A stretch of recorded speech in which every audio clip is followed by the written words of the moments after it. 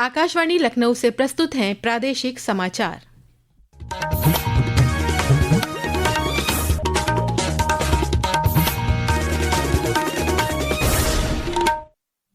मुख्य समाचार। प्रधानमंत्री नरेंद्र मोदी ने कहा, पिछले 12 वर्षों में इंफ्रास्ट्रक्चर से लेकर डिजिटल क्रांति तक भारत को दुनिया भर में मिली नई पहचान। रक्षा मंत्री राजनाथ सिंह ने सीतापुर में बैटरी ऊर्जा भंडारण प्रणाली सहित 250 मेगावाट की सौर ऊर्जा परियोजना की स्थापना को दी मंजूरी। प्रदेश में रक्षा प्रतिष्ठानों की ऊर्जा सुरक्षा को मिलेगी मजबूती। मुख्यमंत्री योगी आदित्यनाथ ने आज प्रोजेक्ट गंगा का किया शुभारंभ।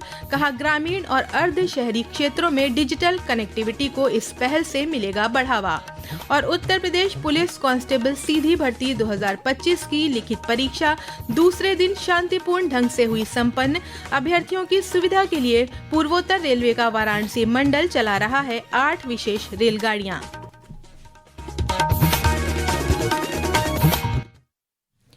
नमस्कार, प्रदेश के समाचारों के साथ मैं तनवीर फातिमा और अब समाचार विस्तार से। प्रधानमंत्री नरेंद्र मोदी के नेतृत्व में केंद्र सरकार ने आज 12 वर्ष पूरे कर लिए हैं। श्री मोदी ने आज के ही दिन वर्ष 2024 में लगातार तीसरी बार भारत के प्रधानमंत्री पद की शपथ ली थी। पेश है एक रिपोर्ट।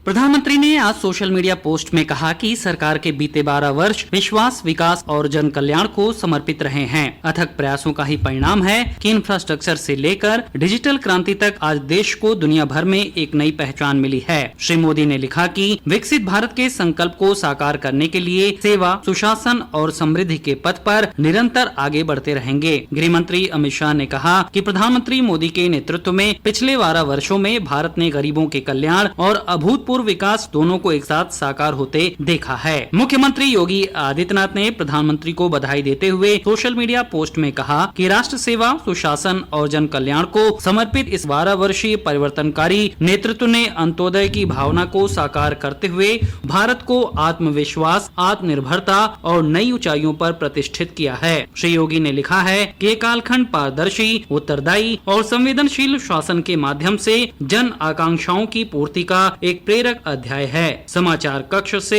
शैलेंद्र शर्मा।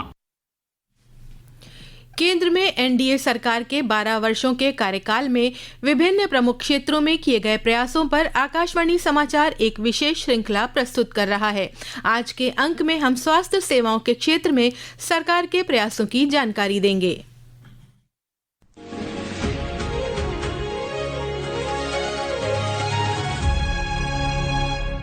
पिछले 12 वर्षों में केंद्र सरकार ने देश की स्वास्थ्य व्यवस्था को काफी मजबूत किया है, जिससे यह पहले की तुलना में अधिक सुलभ, किफायती और बेहतर गुणवत्ता वाली बन गई है। 2018 में प्रधानमंत्री मोदी ने दुनिया की सबसे बड़ी स्वास्थ्य बीमा योजना आयुष्मान भारत प्रधानमंत्री जन आरोग्य योजना की शुरुआत की। इस योजना के तहत अब तक 44 करोड़ से अधिक आयुष्मान कार्ड बनाए जा चुके हैं और 1,80,000 करोड़ रुपए से अधिक का इलाज उपलब्ध कराया गया। वहीं सरकार ने अक्टूबर 2024 में इस योजना का विस्तार करते हुए आयुष्मान भारत वय वंदन योजना की शुरुआत की, जिसके तहत 70 वर्ष से अधिक उम्र के सभी बुजुर्गों को भी स्वास्थ्य बीमा कवर दिया गया। इसके अलावा प्रधानमंत्री भारतीय जन औषधि परियोजना के तहत भी लोगों को सस्ती और अच्छी गुणवत्ता वाली जेनरिक दवाइयां उपलब्ध कराई जा रही है। सरकार ने बढ़ती स्वास्थ्य आवश्यकताओं को ध्यान में रखते हुए मेडिकल शिक्षा का भी विस्तार किया है। 2014 में जहां सिर्फ 8 एम्स थे, अब वह बढ़कर 23 हो गई है। इसके अलावा मेडिकल कॉलेजों की संख्या भी 387 से बढ़कर 818 हो गई है। दीपेंद्र कुमार, आकाशवाणी समाचार, दिल्ली।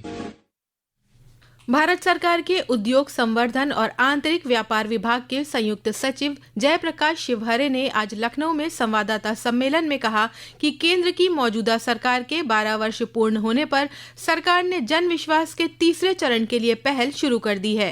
श्री शिवहरे ने बताया कि आज देश के विभिन्न राज्यों में मंत्रालय द्वारा उद्योग जगत के साथ विचार विमर्श किया जा रहा है और उन्हें सरकार की नीतियों और नए नियमों कानूनों की जानकारी दी जा रही है। भारत सरकार ने इंडस्ट्रीज को प्रमोट करने के जिस तरह के कदम लिए हैं, खासकर जन विश्वास 1 और जन विश्वास 2 के द्वारा बहुत सारे एक्ट, उन प्रावधानों को हटाया गया और अब 12 वर्ष जब पूरे हुए हैं तो भारत सरकार ने जन विश्वास 3 के लिए पहल शुरू की और अब जो प्रोसीजर पार्ट फोकस करके किस तरह के चेंजेस किए जाने चाहिए उसका एक फीडबैक भी लिया जा रहा है। इससे पहले श्री शिवहरे ने लखनऊ में राज्य के उद्योग जगत के लोगों के साथ विचार विमर्श किया। संवाददाता सम्मेलन में भारत सरकार के पत्र सूचना कार्यालय के निदेशक दिलीप शुक्ला और इन्वेस्ट यूपी के सीईओ विजय किरण आनंद भी उपस्थित रहे। रक्षा मंत्री राजनाथ सिंह ने सीतापुर में रक्षा मंत्रालय की 850 एकड़ जमीन पर बैटरी ऊर्जा भंडारण प्रणाली सहित 250 मेगावाट की सौर ऊर्जा परियोजना की स्थापना को मंजूरी दी है। रक्षा मंत्रालय की ओर से शुरू की गई ये अपनी तरह की पहली परियोजना है। इसमें रक्षा भूमि पर एकीकृत BESS सहायता के साथ बड़े पैमाने पर सौर ऊर्जा उत्पादन सुविधा का विकास भी शामिल है। ये परियोजना रक्षा मंत्रालय के एकीकृत मुख्यालय और रक्षा संपदा महानिदेशालय के साथ कार्यान्वित की जाएगी। ये समाचार आप आकाशवाणी लखनऊ से सुन रहे हैं। ताज़ा समाचार जानने के लिए आप हमारी वेबसाइट news.air.gov.in पर लॉगिन कर सकते हैं। इसके साथ ही आप प्रादेशिक समाचारों का ये बुलेटिन हमारे YouTube channel news on AIR Lucknow पर भी सुन सकते हैं। मुख्यमंत्री योगी आदित्यनाथ ने प्रदेश में डिजिटल नवाचार के अभियान को गति देने के लिए आज लखनऊ में प्रोजेक्ट गंगा का शुभारंभ किया। इस अवसर पर मुख्यमंत्री ने कहा कि ये अभिनव पहल डिजिटल इंडिया के उस संकल्प को आगे बढ़ाती है जो विकसित भारत और आत्मनिर्भर भारत के निर्माण का सशक्त आधार है। उन्होंने कहा कि इससे ग्रामीण और अर्ध शहरी क्षेत्रों में डिजिटल कनेक्टिविटी को बढ़ावा मिलेगा। श्री योगी ने कहा कि इंटरनेट जितना फास्ट होगा, विकास की गति भी उतनी ही तेज होगी।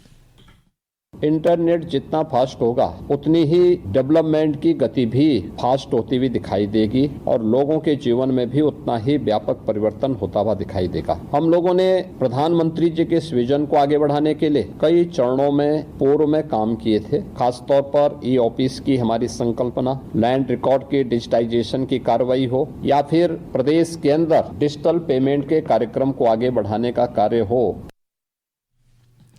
शिक्षा मंत्री धर्मेंद्र प्रधान ने आज राष्ट्रीय परीक्षा एजेंसी NTA के मुख्यालय का दौरा किया और इस महीने की 21 तारीख को होने वाली नीट UG पुनर्परीक्षा की तैयारियों की समीक्षा की। पत्रकारों से बात करते हुए श्री प्रधान ने कहा कि केंद्र सरकार ने प्रश्न पत्रों की तैयारी से लेकर बाद की प्रक्रियाओं तक पूर्ण गोपनीयता बनाए रखते हुए सभी आवश्यक उपाय सुनिश्चित किए हैं। उन्होंने कहा कि सरकार चूक और खामियों को रोकने के लिए राज्यों के साथ सक्रिय रूप से समन्वय कर रही है। प्रधानमंत्री जी देश के बच्चों को निश्चित आश्वस्त करना चाहते हैं कि सब प्रशासनिक व्यवस्था के माध्यम से अब भरोसा हमारे ऊपर आपकी है, आप रखिए, हम जो त्रुटियां हुई है उस त्रुटियों को हम पुनरावृत्त नहीं करेंगे, सटीक परीक्षा करवाएंगे।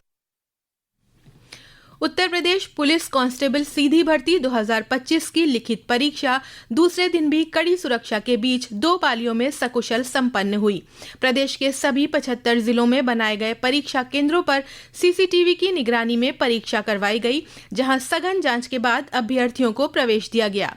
सॉल्वर गिरोह को पकड़ने के लिए UPSTF, लोकल इंटेलिजेंस और पुलिस सक्रिय रही। अभ्यर्थियों की सुविधा के लिए पूर्वोत्तर रेलवे का वाराणसी मंडल 8 स्पेशल ट्रेनों का संचालन कर रहा है। कल लिखित परीक्षा का अंतिम दिन है।